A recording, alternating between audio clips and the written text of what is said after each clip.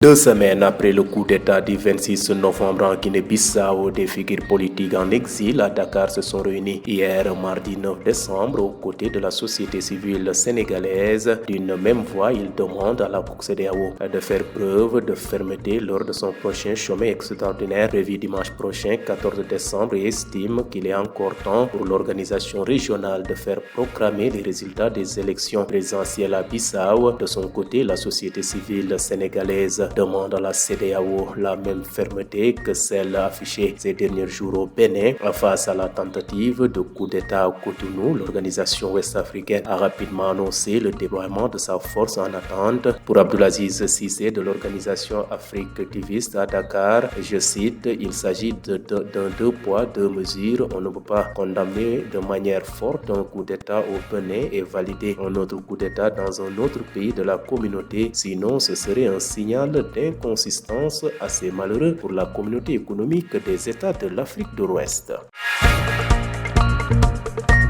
Quittons l'Afrique de l'Ouest pour le Maghreb. Au Maroc, au moins 22 personnes ont été tuées dans la nuit du mardi au mercredi 10 décembre dans l'effondrement de 2 immeubles contigus de 4 étages dans un quartier de Fès, grande ville du nord du Maroc, selon un bilan provisoire relayé par l'agence de presse officielle marocaine MAP. 16 autres ont été blessés à divers degrés de gravité, ajoute la MAP, précisant que les opérations de recherche se poursuivent toujours pour sauver et secourir d'autres personnes qui pourraient être ensevelies sous les décombres. D'après la même source, les faits se sont produits dans le quartier Al-Mouchtakbal, situé dans la zone d'Al-Missira.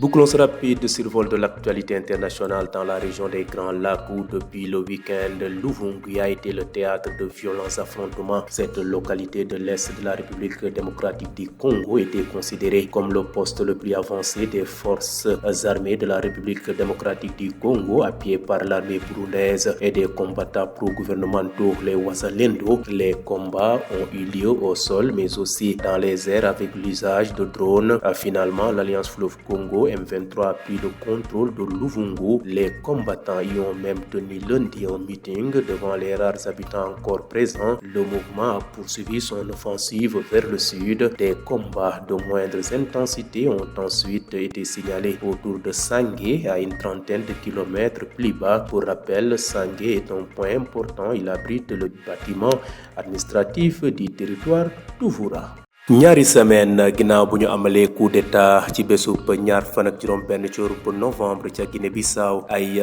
guinéens yoo xam ne dañu yëngu ci wàllu politique te ñu dawoon ñëw fii ci Ndakaaru démbute ci bésub talaata gi yemoon ak juróom-ñeenti fan ci weeru décembre. ñoom nag àndoon ak waa société civile bu Sénégal. ñoom de ñu nga doon jàkkaarloo ak taskatu xabaar yi, mel ni daal seen kàddu benn la. wax nañ ne de waa CEDEAO di communauté économique des États de l'Afrique de l'Ouest nañu dakk dëggal seen bopp ngir ñu fexe daal ba ñu daal di fësal résultat yi nga xam ne moo amoon ca élection yooyee. CEDEAO sax dina amal ndaje sommet extraordinaire ci dimanche gi weesu nara yemoo ko fukki fan ak ñeent ci weeru décembre. wax nañ ne daal nañu àddu ci ni mel. wax nañ ne nag ñoom seen taxawaay gis nañ ko ci coup d'état bi nga xam ne amoon na bés yi weesu ca fa nga xam ne moom mooy Bénin, te ñoom ñu amoon ci taxawaay bu mat sëkk ba loolu daal di avorté. wax nañ ne nag comme que ñoom ñoo yore kuréelub Afrique sowu jant nañu def ni mel. kii di xam ne de mooy Abdulaziz Cissé bokk ci organisation activiste bu ñuy wax Afrique Tiviste Dakar.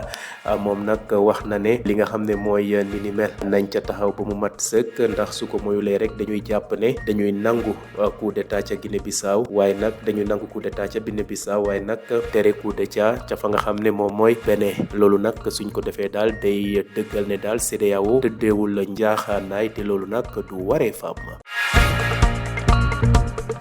jóge fi nga xam ne nag mooy Afrique sowu jant dem ca goxub Maghreb ca Maroc, lu tollook ñaar fukki nit ak ñaar jot nañu ñàkk seen bakkan ci guddib talaata jàpp alarba fukki fan ci weeru décembre càpp ñaari immeuble de yu jegewante yoon te ñu toll ci 14 étages ca quartier bu ñuy wax Fès. immeuble yooyu de ay ñoom ñoo daal di daanu ca ville mag boobu nga xam ne mooy Fès nekk ca bëj gannaarub Maroc. ba ñu tàmbalee nag la nga xam ne moo jëm ci ci wàññi ba agence officielle de presse marocaine di MAP wax na ne daal lu tolloog ñaar fukki nit ak ñaar jot nañu ñàkk seen bakkan wax na it ne de fukki nit ak juróom benn jot nañu am ay gaañu yu métti wax nañu nag jamono yi li jëm nag ci wàllu seet ña ca des koy gañ a taral ca réew moomee di leen xool ndax am nañu dese ay bakkan source boobee it wax na ne ni ni mel mu nga amee ca quartier bu ñuy wax Al Mustakbal nekk ca zone Al Masira. jeexalee xibaaru bitim réew yi ca fa nga xam ne mooy région des Grands Lacs ab semaine a ngi nii de xeex yu métti am ca république démocratique du Congo ca bëj penku ba qualité boobee nga xam ne moo nekk ca bëj penku ba république démocratique du Congo ñi nga xam ne nag ñoom ñooy forces armées républicaines bu république démocratique du Congo di FARDC ñoom nag ñooy daal di défendre poste stratégique bu ñuy wax Luvungi ñi leen di jàppale nag mooy armée bu réewum Burundi ak compétent yi nga xam ne dañoo faral nguur ga di ay Wazalendo xeex yooyu nag am na ci suuf waaye nag jot nañu amal ay bombardement ndax ay drone jot nañ ko utiliser ca mujjanteel ba daal ba xeex ya taree lool groupe rebelle bii di Alliance Fleuve Congo M23 daal dinañu teg loxo ville boobee ñuy wax Luvungu gis ne nag combattant rebelle yooyu sax jot nañ fa amal meeting ci bésub altine gi ci kanamu ña nga xam ne ñoo desoon ca dëkk boobee te ñeneen ña daal di samp seen xel rawal seen bopp mouvement bi nag daal di nag continuer li nga xam ne nag mooy offensive am ca bëj saalumub Luvungi ay xeex yu xaw a yamamaay jot na am ca ville bu ñuy wax Sange digganteem ak fi nga xam ne mooy Luvungu tollu ci fanweeri kilomètre ville Sange boobee sax ab point important la ndax lépp li jëm ci wàllu bâtiment administratif bokk ci territoire bu Uvulu foofu lañ leen daal di samp kon nag loolu dëggal ne daal groupe rebelle bi di Alliance Fleuve Congo M23 mu ngay am avancé bu am solo ca fa nga xam ne mooy bëj penku république démocratique du Congo.